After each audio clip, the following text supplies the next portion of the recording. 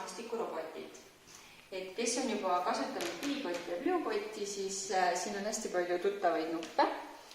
Aga maastikuroboti erinevus on see, et ta on hästi vastupidav, temaga saab sõita õues, liiva sees, vee sees, ta ei ole küll veekindel, lume sees ja töötab põhimõtteliselt samamoodi nagu piipott.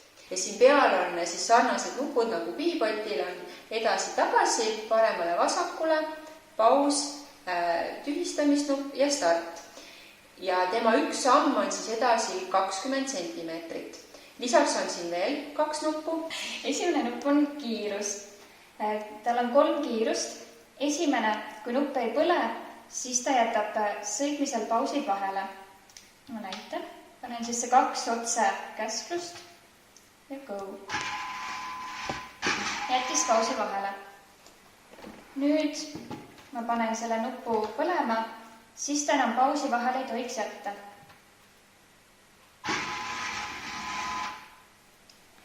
Ja nüüd, kui nupp vilgub, see tähendab, et on 3. kiirus ja 3. kiirusel ta sõidab samamoodi sujuvalt, aga lihtsalt keeramine on kiire. Ma võin lihtsalt näidata seda keeramist ka.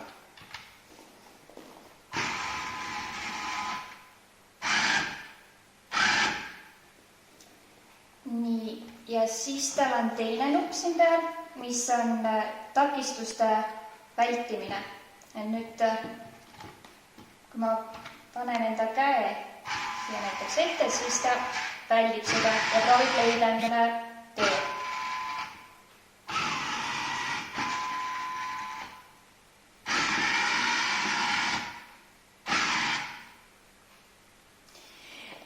Lisaks nuppudele saab siis maastikurobotit juhtida DTS-i käsulugejatega, mis on siis tuttavad Blueboti programmeerimisest. Ja saab ka tahvelarvutis. Ja tahvelarvutis on oma rakendus olemas. Mis on hästi sarnane Bluebotiga, kes on kasutanud. Et kui sa oled tuttav Blueboti rakendusega, siis programmeerimine maastikurobotiga on täpselt sama lihtne.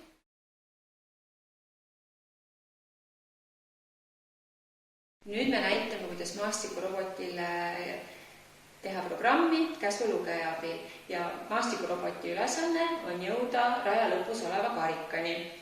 Ja laps saab siis jälle näiteks panna nende ribadega ettekäsklused, mitu korda ta peab mingit käsklust panema. Ja siin on jälle meeles pidada, et ta keerab koha peal.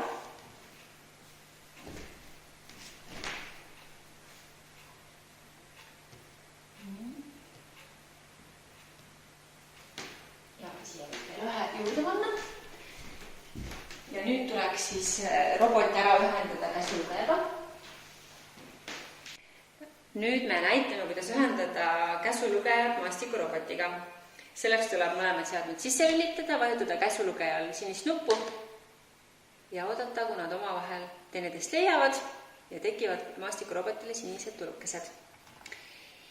Ja nüüd siis tuleb käsuplaatidega kirjutada programm ja lastel on lihtne näiteks, või tublimad saavad ka peas seda teha, aga abiks on need väiksed teekombed siin. Ja nüüd on näha, et 1, 2, 3, 4, 5 korda tuleb edasi panna.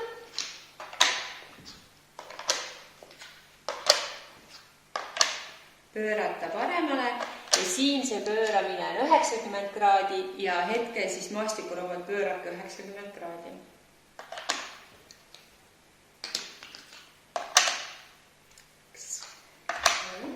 Vasakule ja 4 edasi.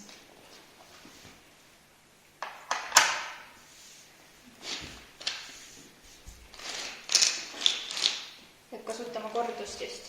Ja võtan siit need ära. Kes on kasutanud lisaplaate Blueboti programmeerimisel, siis saab kasutada ka kordusmärke. Ja proovime siis, kuidas me välja tuli.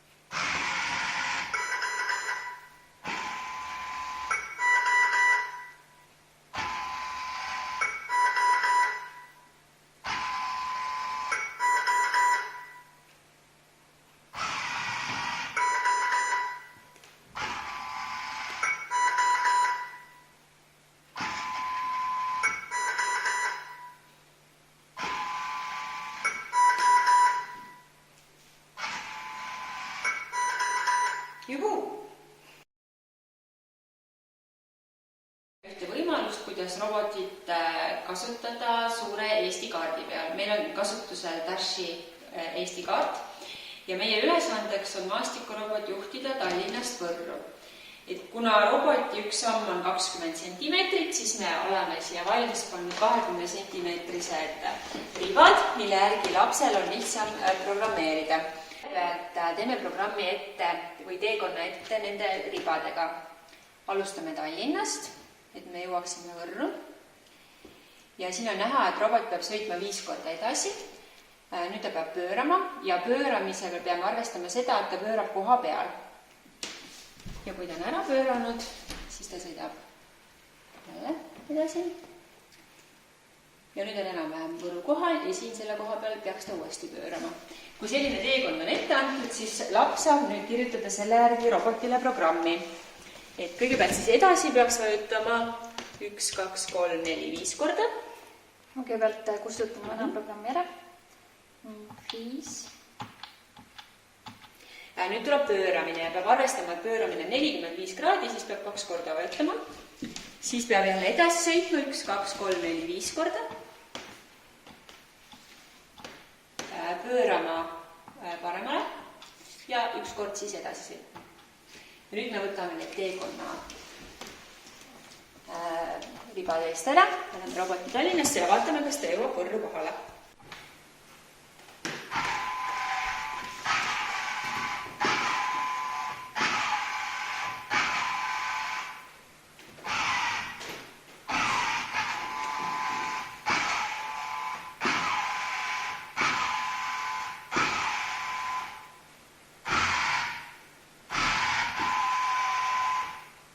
Ja ma panen nüüd teise kiiruse, et ta sõidab ilma pausideta.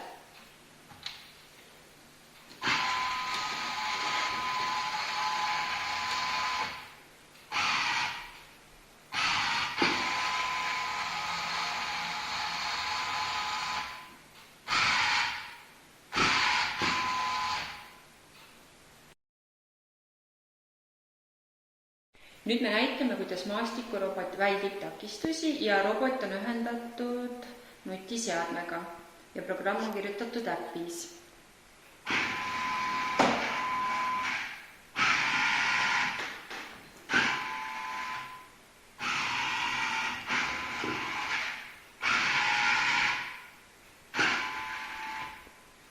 Robot sõidab nii kaua edasi, kui tal pole enam ees ühtegi takistust, siis ta jääb seisma.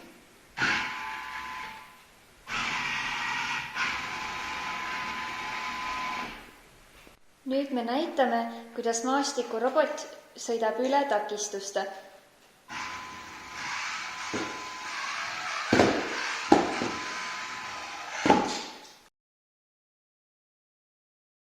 Nüüd me proovime, kuidas maastikurobot sõidab õues.